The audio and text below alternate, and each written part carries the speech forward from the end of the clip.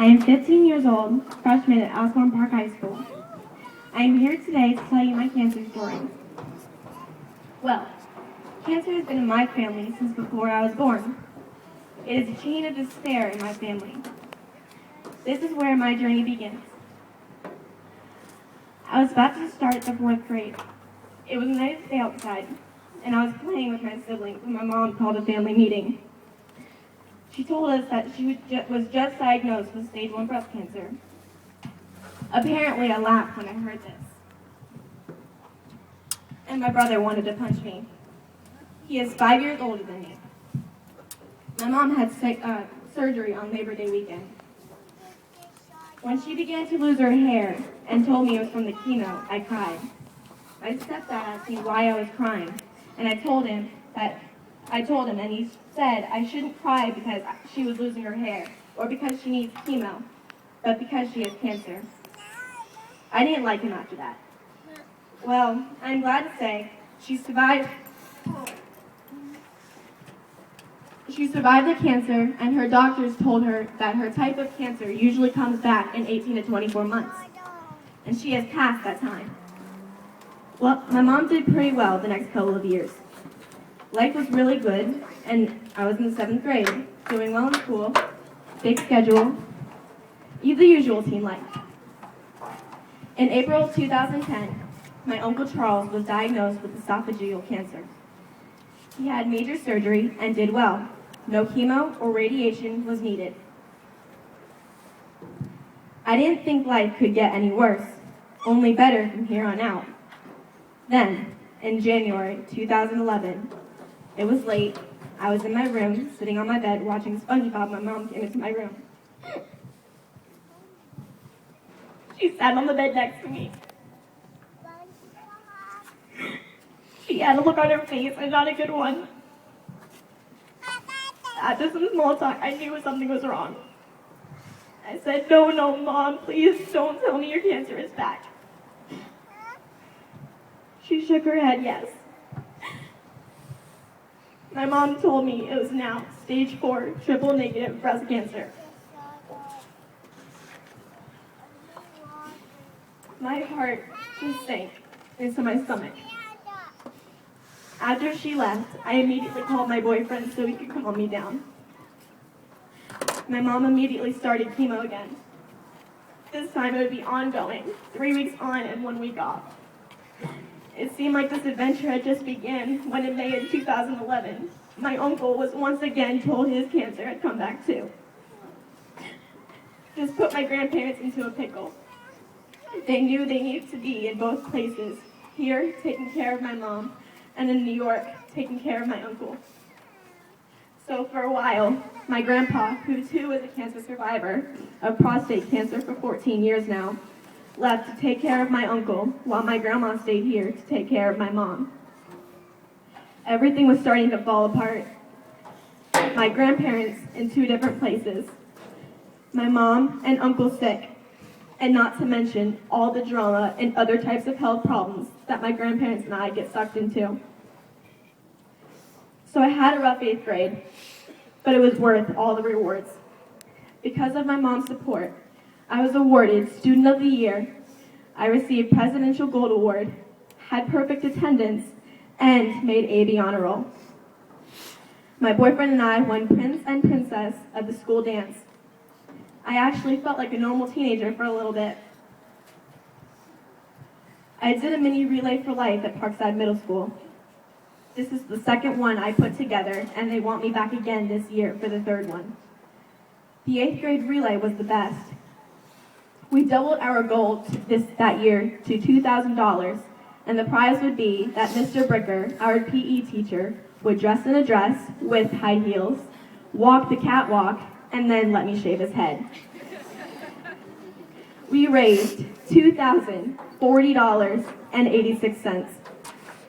My team, Hope for the Future, especially my mom, Kathy Jones, Maggie and Lauren McClure, joined NJHS to work together to make fundraisers to raise money in the school. Every lunch period, we sold luminarias, and the day of our relay, we sold other items, and our classmates just kept donating.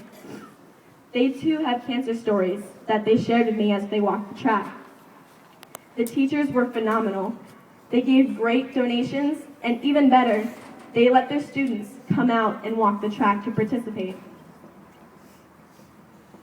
During the summer, things were better. My mom seemed to be getting stronger and much happier. In October, she was invited to a luncheon hosted by Chris Cooley of the Washington Redskins. She was so excited. One of the benefits of this luncheon was the Look Good, Feel Better station. This is one of the programs that ACS has to offer to women going through chemo.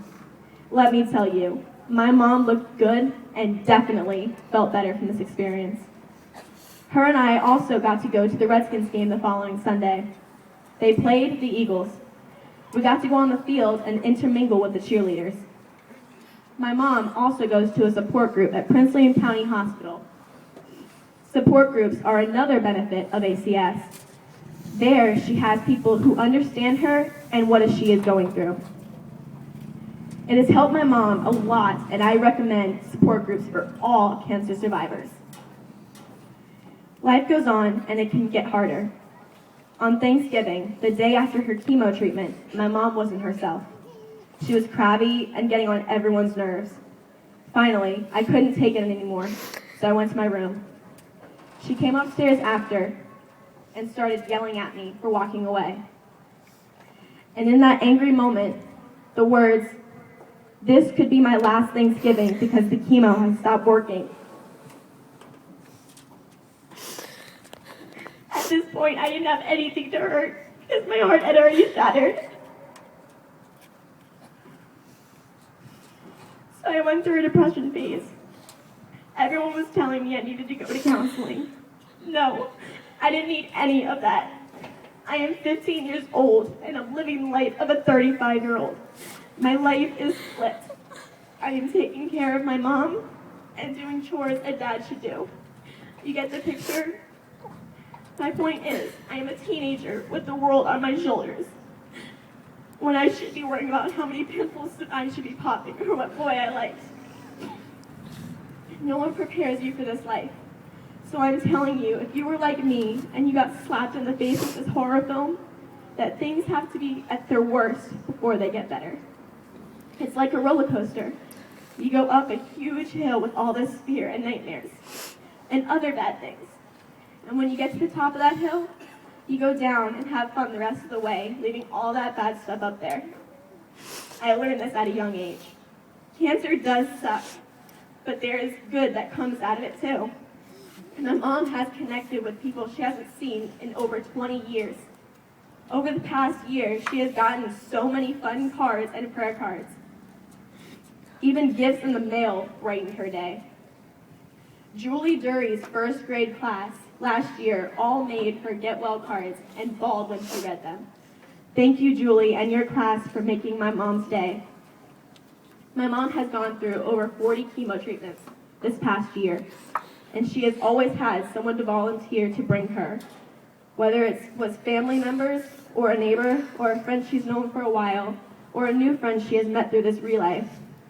Ashley Mullins' mom, Tammy Mullins, and Lori McClure always made her happy. They would go to wineries, they would go to see movies, and it would be so exciting for me to come home and see a smile on her face.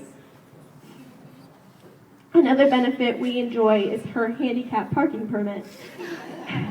After being at an adventure park, leaving is always a bummer when you are tired and have to walk so far to the car.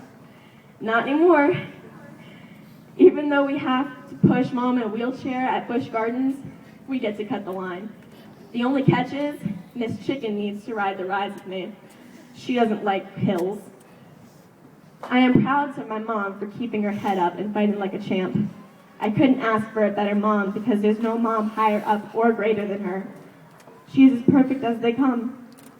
I am so proud to be called her daughter, and I am happy to say that she is still here with me today, and we will fight until we never hear the malevolent word cancer again. My mom's next journey is at NIH, where she will be a part of a new clinical trial. We don't know exactly when this will be because we told her that she is too healthy right now for her chemo and she should take this time for another vacation. She hasn't had a chemo since mid-January. As for my uncle, he will be tested this Monday, and as for my grandpa, he is doing just fine. I have a poem for you guys. And it's for survivors by Kevin Nowak. It's called Hero. You did not set out to be a hero, but it is exactly what you are. In this battle, we fight against cancer. You have helped to carry us far. You have courage and guts that are truly second to none. You have gone through so much, so your battle could be won. To all of us, you are a hero. You are someone we all admire. You are someone with strength and spirit, someone with determination and fire. You have amazing heart and passion, and a confidence bounce to your stride. When it comes to our individual lives, we are glad to have you by our side. You may not realize how many things that you have passed on. You have shown us through your battle that hope and grace will never be gone. You have taken the enemy called cancer, and through your truly amazing fights, we realize that with just a little bit of faith, a cure for all might be in sight. Thank you for being an inspiration and allowing us to look up to you. Hero, on this night, let me just say, thank you for all that you do. And these people right over here are the people who stuck with me through good and bad times, rain and high water. And I'm Katherine Kitzerow, and this is my life. And I will stop cancer.